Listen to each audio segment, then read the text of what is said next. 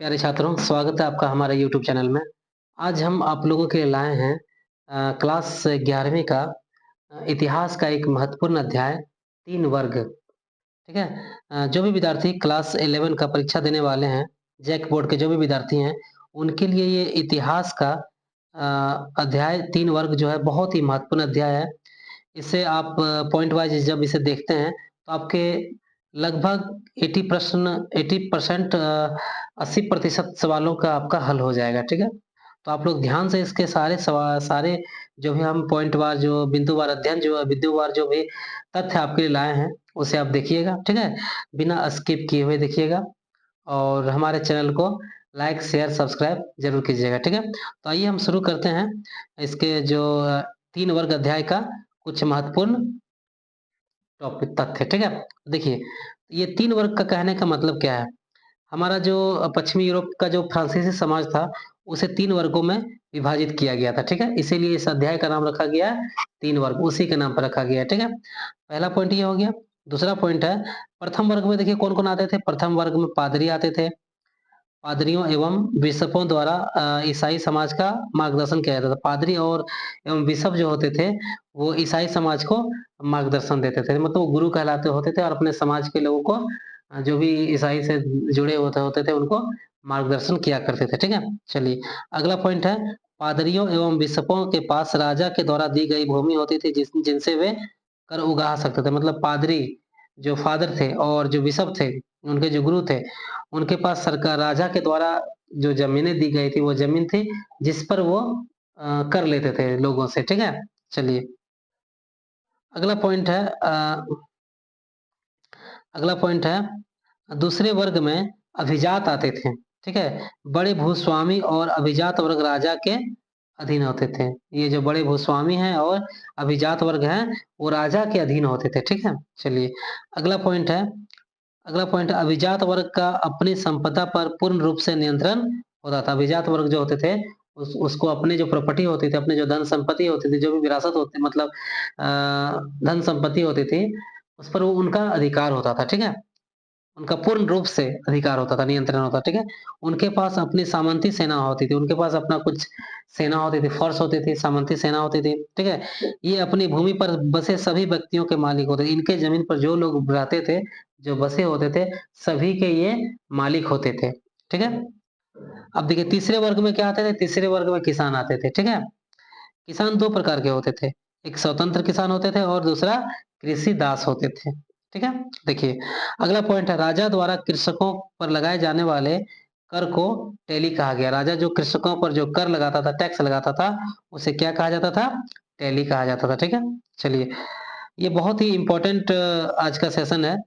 जो भी विद्यार्थी देने वाले हैं क्लास 11 के जो भी 11वीं के विद्यार्थी हैं, जो भी इतिहास का परीक्षा देने वाले हैं, उनके लिए बहुत ही ये महत्वपूर्ण है, ठीक है? चलिए, अगला पॉइंट है सामंतवाद एक जर्मन शब्द है। सामंतवाद कहाँ शब्द कैसा है? ये जर्मनी से आया हुआ जर्मन शब्द है, ठीक है? तो याद रखिएगा आप लोग सामंतवाद जो है वो एक जर्मन शब्द है, ठीक है? सामंतवाद एक जर्मन शब्द फ्यूड से जर्मनी का शब्द है फ्यूड, उससे बना हुआ एक शब्द है ये सामंतवाद, ठीक है? जिसका अर्थ होता है भूमि का एक टुकड़ा होता है, ठीक है? सामंतवाद एक जर्मन शब्द फ्यूड से बना है, जिसका अर्थ होता है एक भूमि का टुकड़ा, ठीक है? चलिए, अगला सवाल है, लॉर्ड एक ऐसे शब्द से निकला लॉर्ड एक ऐसे शब्द से निकला जिसका अर्थ होता है रोटी देने वाला, ठीक है? लॉर्ड जो है एक ऐसा शब्द है जिसका अर्थ होता है क्या? रोटी देने वाला, ठीक है? चलिए मालिक, इसीलिए हमारे भारत के भी न्याय व्यवस्था में कोर्ट वगैरह में मी लॉर्ड कहा जाता है, ठीक है? लॉर्ड मतलब वो हमारे मालिक है, ठीक है?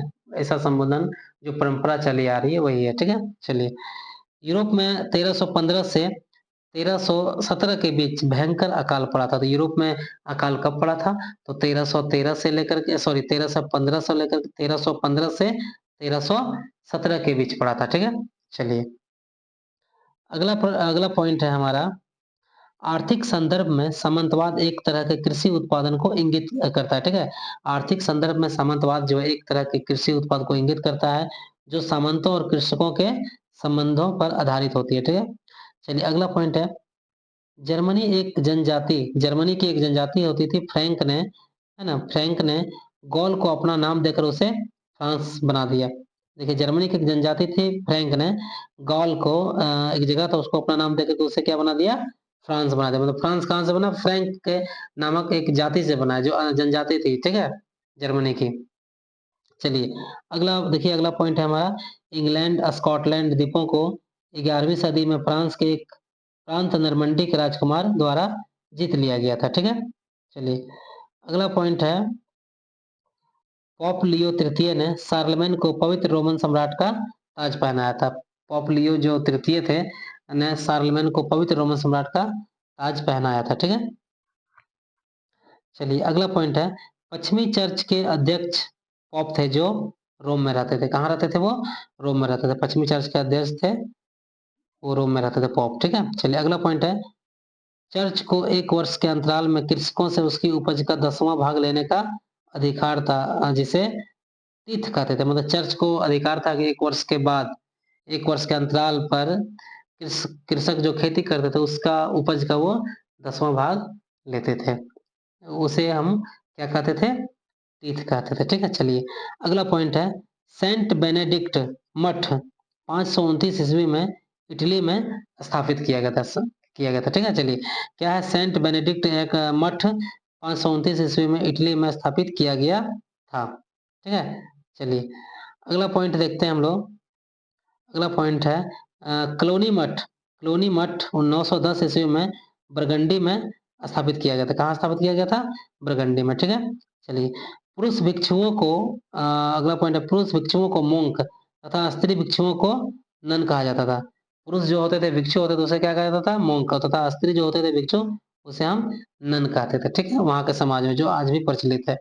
चलिए अगला पॉइंट है, आवेश हिल्डेगार्ड, क्या है आवेश, एक मिनट, क्या है आवेश हिल्डेगार्ड एक प्रतिभाशाली संगीतज्ञ थे, जिसने चर्च की प्रार्थनाओं को में सामुदायिक गायन की प्रथा के विकास में महत्वपूर्ण योगदान दिया। मतलब आजकल के जो हम लोग देख रहे हैं कि चर्च में जो सामुदायिक गान होता है, जो मिलके सभी गाते हैं, उसका किसका योगदान है उसको डेवलप करने में, तो तो ओवेस हिल्डेगार्ड का महत्वपूर्ण योगदान माना जाता है, ठीक है। चलिए अगला पॉइंट है, अगला पॉइंट है, अभिजात वर्ग का घर मैनर कहलाता था। क्या कहलाता था, मैनर। अभिजात वर्ग जो होते थे उनके घर को हम क्या कहते थे, मैनर कहलाता था उस टाइम, ठीक है। किसी छोटे मैनर की जागीर में दर्जन भर और बड़ी जागीर में 50 या 60 परिवार हो सकते थे, ठीक है। देखिए जो किसी छोटे मैनर की जागीर में दर्जन भर होते थे और बड़ी जागीर में 50 या 60 परिवार हो सकते थे उनके घर में, ठीक है। चलिए अगला पॉइंट है, सामंतवाद का विकास इंग्लैंड में 11वीं सदी से हुआ। सामंतवाद का विकास विकास इंग्लैंड में कब हुआ, 11वीं सदी में हुआ, ठीक है, 11वीं सदी से हो गया वहां पर। इंग्लैंड देश का नाम एंजिल लैंड के का रूपांतरण है। इंग्लैंड देश का नाम कैसे पड़ा है, इंग्लैंड देश का नाम जो एंजिल लैंड के नाम से पड़ा है, ठीक है। चलिए अपने लॉर्ड, अगला पॉइंट है, अपने लॉर्डों की नजर से एक वर्ष एवं एक दिन छिपे रहने में सफल रहने वाला कृषिदास एक स्वाधीन नागरिक बन जाता था, ठीक है। चलिए अगला पॉइंट है, 12वीं सदी से फ्रांस में कैथेड्रल कहलाने वाले बड़े चर्चों का निर्माण होने लगा। 12वीं सदी से फ्रांस में कैथेड्रल जो चर्च होते हैं कहलाने वाले जो कैथेड्रल, उनका चर्च का निर्माण होने लगा, ठीक है। चलिए अगला पॉइंट है, पश्चिमी यूरोप 1347 और 1350 के मध्य प्लेग जैसी महामारी के कारण बुरी तरह प्रभावित हो गया। मतलब 1315 से 1317 के बीच अकाल पड़ा और 1347 से 1350 के बीच क्या पड़ा, प्लेग महामारी बीमारी फैल गई, ठीक है। चलिए आज के लिए इतना ही था और अगले सेशन में हम इसका उम्मीद करते हैं कुछ और ज्यादा विश्लेषण लाएंगे, ठीक है। तो फिलहाल इसे आप देख लीजिए, इसे नोट डाउन कर लीजिए और उम्मीद है ये आपके लिए जो भी परीक्षा आप दीजिएगा बहुत ही आपको ये महत्वपूर्ण साबित होगी, ठीक है। इनसे आपको बहुत ही मदद मिलेगी, ठीक है।